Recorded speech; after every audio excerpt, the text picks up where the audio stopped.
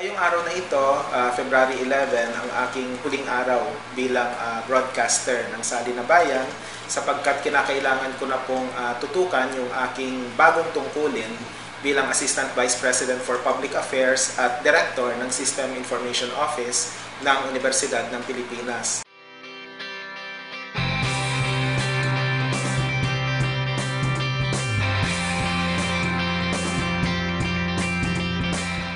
Siyempre, masayang-masaya ako sa aking karanasan sa Sali na Bayan. Hindi naman ito bago para sa akin sapagkat noon pang 2004 ay naging bahagi na ako nung dating programa natin na Ngayon na Bayan. Sa akin, maganda yung tinataguyon ng Sali na Bayan na progresibong periodismo o progressive journalism. Sapagkat ito yung kinakailangan ng ating bansang Pilipinas, hindi na kasi sapat yung pagkukunwari ng neutrality o yung wala kang pinapanigan. Sa aking palagay, yung paninindigan ay kaya namang panghawakan. Basta't nasa atin yung datos at yung tamang impormasyon at tayo ay hindi nanloloko sa sambayanan. Para sa akin, isang malaking karangalan yung maging bahagi ng Sali na Bayan. Sa pamamagitan nito, nagkaroon ako ng sapat na karanasan sa radyo, kaya ang aking kakayahan ay hindi na lang nalilimita talaga sa pagsusulat para sa print tsaka sa online. Malaki ang pasasalamat ko dun sa mga tao na nasa likod nito. Siyempre, sina Joe Ladiones, ang Executive Director, si Raymond Villanueva, yung main host ng Sali na Bayan.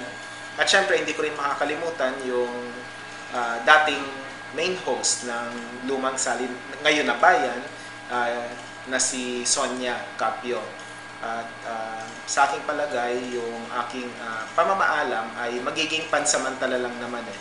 Kaya nga hindi naman ako nalulungkot sa isang banda sapagkat yung mga kaibigan at yung mga kasama ay makakapiling ko pa rin naman at makakatrabaho ko pa rin.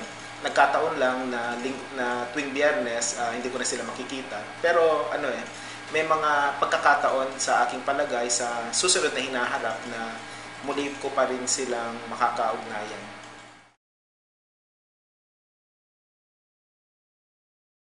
Siyempre, hindi ko makakalimutan yung unang-unang episode ng Sali na Bayan na kung saan sa sobra kong tuwa at na-overwhelm ako ng emosyon, nag-buckle ako dun sa first few minutes ng programa.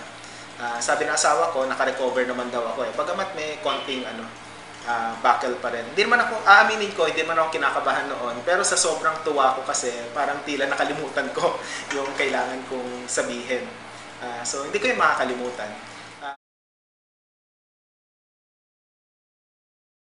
Siyempre, mahirap yung, yung gagawa ka ng script, pag-aaralan mo pa yung paksa, tapos magbo-broadcast ka, magbo-board work ka sa gitna ng napakaraming gawain. Hindi biro yung gawain talaga sa Sali na Bayan. At hindi natin matatawaran yung inisyatiba na ginagawa ng mga tao. Alam kong lahat tayo dito ay nagmo-multitasking. Pero kahit multitasking siya, masasabi ko na hindi siya malaking pabigat sapagkat patuloy pa rin yung paggampan ng gawain kahit na alam mong hindi ka naman yayaman mula rito, pero ang mapagyayaman mo naman ay hindi lang yung kaalaman mo kundi yung kamulatan ng mga tao na interesadong makinig.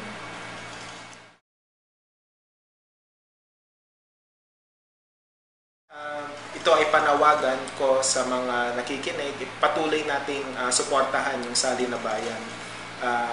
Sa bahagi ko, patuloy pa rin akong makikinig mula Lunes hanggang Biyernes, alas 12 hanggang alas 3 ng hapon. Para sa mga kaibigan sa Codal Productions, hindi ako nalulungkot sa aking pag-alis sa Sali na Bayan. At sa tingin ko, ganun din yung dapat na pagtingin ng ninyo sapagkat tayo ay magsasama-sama pa rin naman. Ako po si Danny Araw ng Sali na Bayan na mamaalam po sa inyong lahat. Ipagpatuloy ang responsableng periodismo, mabuhay tayong lahat.